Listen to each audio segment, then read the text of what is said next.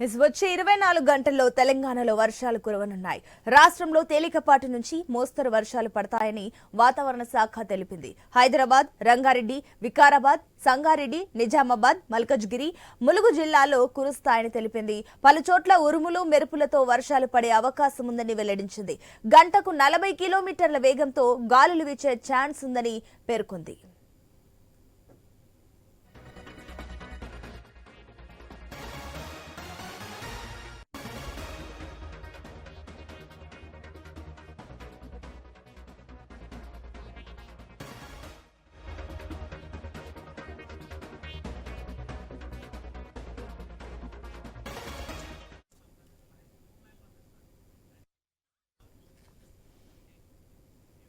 వచ్చే 24 గంటల్లో తెలంగాణలో వర్షాలు కురవనున్నాయి.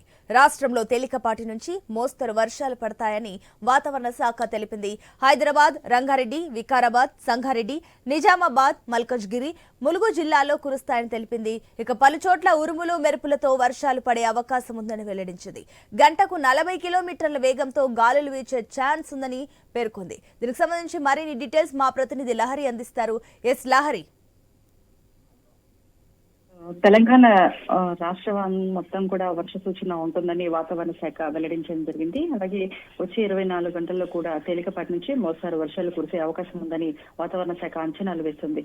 గత రోజుల నుంచి కూడా చూసుకోవచ్చు, వాతావరణ శాఖ అధికారులు జూలై 5 నుంచి కూడా తేలికపాటి నుంచి మోస్తారు వర్షాలతో పాటు భారీ వర్షాలు కూడా నమోదయ్యే అవకాశం ఉందని చెప్తూనే ఉంది. సో అలాగే గ్రేటర్ హైదరాబాద్ తో పాటు రంగారెడ్డి, వికారాబాద్, సంగారెడ్డి, నిజామాబాద్, మల్కాజ్గిరి, ములుగు జిల్లాలో కూడా వర్ష సూచన ఉండే అవకాశం ఉంది. ఆ జిల్లాలో కూడా భారీ వర్ష సూచన ఉందని చెప్పేసి కూడా వాతావరణ శాఖ అధికారులు చెప్పడం జరిగింది.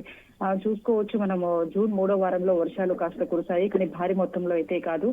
ఉరుములు, మెరుపులతో పాటు ఈదురుగాలతో కూడినటువంటి వర్షపాతం కూడా నమోదైంది. ఈసారి లాస్ట్ ఇయర్ తో పోలిస్తే ఈసారి తెలంగాణలోకి నైరుతి ఋతుపవనాల సమయానికంటే ముందుగానే వచ్చినప్పటికీ కూడా రాష్ట్ర వ్యాప్తంగా కూడా ఆశించినంతగా కూడా వర్షాలు పడినటువంటి పరిస్థితి కనిపించింది. అంటే భారీ వర్షాలు కాకపోయినా చిరుజల్లులు, మోస్తారు వర్షాలు కురవడం, అలాగే మన గ్రేటర్ హైదరాబాద్ తో పాటు జిల్లాలో కూడా అంటే మినిమం వర్షపాతం కురుస్తుందని చెప్పుకోవచ్చు. అంటే సాధారణ వర్షపాతం మాత్రమే కురుస్తుంది. జూలైలో మాత్రం సాధారణ కంటే అధిక వర్షపాతం కూడా నమోదయ్యే అవకాశం ఉంది అని వాతావరణ శాఖ అధికారులు చెప్పడం జరిగింది. సో జూన్ లో వర్షాలు భారీగానే నమోదవుతాయి అనుకుంటే 1-2 సార్లు తప్ప వర్షాలు కనిపించినటువంటి సిచ్యువేషన్ మనకు కనిపించింది. అలాగే జూలైలో కూడా వరుణుడు కరుణిస్తాడేమో అని చెప్పేసి కూడా ఇటు రైతులు కూడా ఎక్కువగా ఆశిస్తున్నటువంటి సిచ్యువేషన్ కూడా మనకు కనిపిస్తుంది. సో చూసుకోవచ్చు, ఇటు వాతావరణ శాఖ అధికారులు అయితే నేను అప్డేట్ చేయడం జరిగింది. రేపటి నుంచి జూలై 5వ తారీఖు నుంచి కూడా రాష్ట్ర వ్యాప్తంగా, తెలంగాణ రాష్ట్ర వ్యాప్తంగా కూడా జిల్లాల్లో కూడా గ్రేటర్ హైదరాబాద్ తో పాటు జిహెచ్ఎంసీ పరిధిలో కూడా భారీ వర్షాలు కూడా కురిసే అవకాశం ఉందని వాతావరణ శాఖ అధికారులు చెప్పారు. జూన్ లో మనం చూసుకోవచ్చు, రాష్ట్ర వ్యాప్తంగా కూడా నేటి వరకు కూడా 11% వర్షపాతం మాత్రమే నమోదైంది. ఇటు రాజన్న సిరిసిల్లలో కూడా, రాజన్న సిరిసిల్ల తప్ప రాష్ట్ర వ్యాప్తంగా కూడా అన్ని జిల్లాల్లో వర్షం పడినటువంటి సిచ్యువేషన్ కూడా మనం చూసాము. అయితే కేవలం ఉత్తర జిల్లాల్లోనే మాత్రమే ఆశించినటువంటి వర్షపాతం నమోదైంది. దక్షిణ తెలంగాణలో మాత్రం లోటు వర్షపాతమే మనం చూసినటువంటి సిచ్యువేషన్. అలాగే మరి జూలై నెలలో అయినా వర్షాలు కురుస్తాయా అంటే జూలైలో తెలంగాణలో సాధారణ కంటే అధిక వర్షాలు కురిసే అవకాశం ఉందని చెప్పేసి కూడా వాతావరణ శాఖ చెప్పడం జరిగింది. అదే నేపథ్యంలో ఇటు వాతావరణ శాఖ అధికారులు ఇటు గ్రేటర్ హైదరాబాద్ తో పాటు జిల్లాలో కూడా అధిక వర్షపాతం నమోదయ్యే అవకాశం ఉంది. ఇప్పుడు మీరు చెప్పినట్లుగా చూసుకున్నట్లయితే అటు గ్రేటర్ హైదరాబాద్ లో ఏదైతే భారీ వర్షాలు పడే సూచనలు ఉన్నట్టు అటు వాతావరణ శాఖ ఏదైతే చెప్తుందో, ఈ రకంగా చూసుకున్నట్లయితే తేలికపాటి వర్షాలకే హైదరాబాద్ కూడా రోడ్లన్నీ కూడా జలమయం తలపించే సిచ్యువేషన్స్ మనం చూస్తున్నాం. ఇలాంటి టైంలో జిహెచ్ఎంసీ ఎలాంటి చర్యలు తీసుకుంటుంది ఈ విషయంలో? మనం చూసుకోవచ్చు, నగర వ్యాప్తంగా చిన్నపాటి వర్షానికి రోడ్లు కూడా లోతట్టుపయమైపోతాయి, చెరువులను తలపిస్తాయి, నదులను తలపిస్తాయి. అలాంటి సిచ్యువేషన్ లో నగరవాసులు చాలా అప్రమత్తంగా ఉండాల్సిన సిచ్యువేషన్ కూడా కనిపిస్తుంది.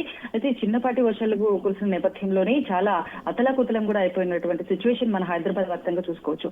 అయితే ఈ పరంగా జిహెచ్ఎంసీ అధికారులు కావచ్చు, ప్రతిదీ కూడా ఈసారి ఎవరు కూడా ఎలాంటి ఇబ్బందులకు లోనవ్వద్దని చెప్పేసి కూడా నగరంలో కురుస్తున్న వర్షాల నేపథ్యంలో అయితే పలు చోట్ల నిలుస్తున్నటువంటి నీటిని టీఆర్ఎస్ ఎన్డీఆర్ఎఫ్ మాన్సూన్ ఎమర్జెన్సీ బృందాలకైతే ఎప్పటికప్పుడు కూడా తొలగిస్తున్నటువంటి సిచ్యువేషన్ మనం చూస్తున్నాం. అయితే నగరంలో పలు చోట్ల కురిసినటువంటి వర్షానికైతే నీరు నిలిచిన ప్రాంతాల్లో మాన్సూన్ ఎమర్జెన్సీ బృందాలు అలాగే ప్రత్యేక చొరవతో కూడా నీరు నిలిచిన ప్రాంతాల్లో నీటిని తొలగించి ప్రజలకు ఎలాంటి ఇబ్బందులు కూడా కలగకుండా చూసేటువంటి సిచ్యువేషన్ మనం చూస్తున్నాం. అలాగే చూసుకోవచ్చు ఎక్కువగా ఈసీఐఎల్, ఎక్స్ రోడ్, అలాగే కాప్రా, ఏఎస్రావు నగర్, బేగంపేట, ప్రకాష్ నగర్ తదితర ప్రాంతాలైతే భారీగా కురిసినటువంటి వర్షాలకైతే రీసెంట్ కురిసిన వర్షాలకి మాన్సూన్ ఎమర్జెన్సీ బృందాలు అయితే అప్రమత్తమై వాటర్ లాగింగ్ మరోపక్క చూసుకున్నట్లయితే విద్యుత్ అధికారులు ఏమైనా చర్యలు తీసుకుంటున్నారా? ఎందుకంటే కూడా ఈ మధ్య హైదరాబాద్ లో ఎక్కడంటే అక్కడ కూడా పోల్స్ నుంచి కరెంట్ పాస్ అవుతున్న పరిస్థితి కనిపిస్తుంది.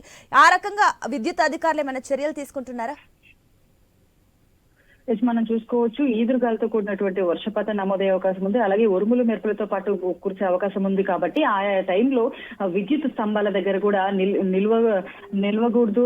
అటువంటి టైంలో కూడా ప్రజలు చాలా అప్రమత్తంగా ఉండాలి. స్తంభాల దగ్గర నిలబడకూడదు. కరెంటు పోల్ దగ్గర కూడా నిలబడితే ఈదురుగాలతో కూడినటువంటి వర్షం మీద ఆ ప్రభావంతో వారికి ప్రమాదం చోటు చేసుకునే అవకాశం ఉంది. కాబట్టి అధికారులు కూడా ఎప్పటికప్పుడు కూడా అప్రమత్తం అయిపోతున్నటువంటి సిచ్యువేషన్ కనిపిస్తుంది. రీసెంట్ గా నిన్న కూడా వర్షాకాలం వెళ్ళైతే ఈబీడీఎం విభాగం కూడా అలాగే పోలీసుల సమన్వయంతో కూడా పనిచేసి నగరంలో ఎక్కడైనా వర్షం నిలవకుండా తగు చర్యలు కూడా తీసుకుందామని చెప్పేసి ఇటు GHMC enforcement, vigilance and disaster management commissioner కూడా తెలియజేయడం జరిగింది. అలాగే వర్షాకాల నేపథ్యంలో ఇటు కరెంటు స్తంభాల విషయంలో కావచ్చు, అలాగే ఆ చెట్ల విషయంలో కావచ్చు, ఇటు ట్రాఫిక్ కూడా ఎక్కువగా అంతరాయం కలిగిస్తుంది. ఈ టైంలో కూడా వర్షాకాలాన్ని దృష్టిలో పెట్టుకుని నగరంలో వర్షం నీరు ఎక్కడైతే రోడ్లపై నిలిచిపోకుండా ముందస్తు జాగ్రత్త పడేందుకు కూడా ఇటు ఈబీడీఎం కమిషనర్ ఆధ్వర్యంలో కూడా ఇటు ట్రాఫిక్ అదనపు కమిషనర్ తో పాటు ట్రై కమిషనరేట్లు కూడా ఇటు హైదరాబాద్, సైబరాబాద్, రాచకొండ పరిధిలోని 3 కమిషనరేట్ పరిధిలోను కూడా ఇటు డీసీపీలు, ఏసీపీలు, ట్రాఫిక్ పోలీస్ అధికారులతో కూడా ప్రత్యేక సమావేశాన్ని కూడా నిన్న ఏర్పాటు చేయడం జరిగింది.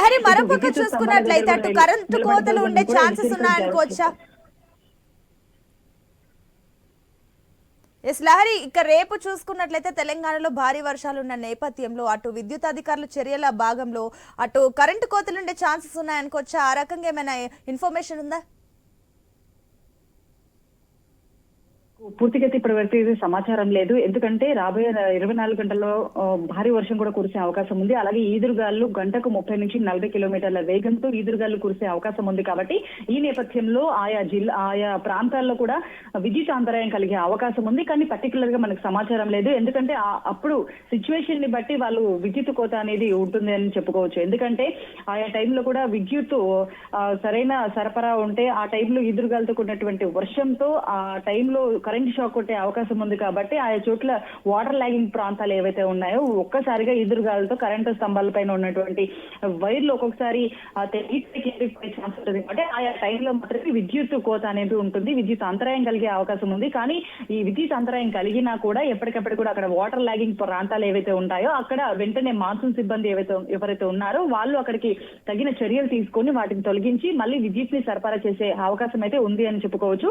ఎందుకంటే చూసుకోవచ్చు మనము ఇప్పటికీ కూడా జిహెచ్ఎంసీ అధికారులు కావచ్చు, ట్రాఫిక్ పోలీసులు కావచ్చు, ఇటు మాన్సూన్ సిబ్బంది ప్రతి అధికారులు కూడా చొరవ తీసుకుంటూ వర్షాకాలం నేపథ్యంలో ఎక్కడెక్కడైతే వాటర్ లాగింగ్ ప్రాంతాలు ఉంటాయో ఆయా వర్షాకాల నేపథ్యంలో ఎవరు కూడా ఇబ్బంది పడద్దు, ప్రజలు ఈసారి ఎవరికి కూడా ప్రాణహాని జరగకూడదని చెప్పేసి ఆయా బృందాలందరూ కూడా సమన్వయంతో సమీక్ష సమావేశం నిర్వహించడం జరిగింది. ఇటు సీఎం రేవంత్ రెడ్డి కూడా అధికారులకు చొరవ తీసుకోవడం జరిగింది. సో అందరికీ కూడా అలర్ట్ జారీ చేయడం జరిగింది. ఇప్పుడు రాబోయే 24 గంటల్లో భారీ వర్షాలు కురుస్తున్న నేపథ్యంలో అందరూ కూడా అలర్ట్ అవ్వడం జరిగింది.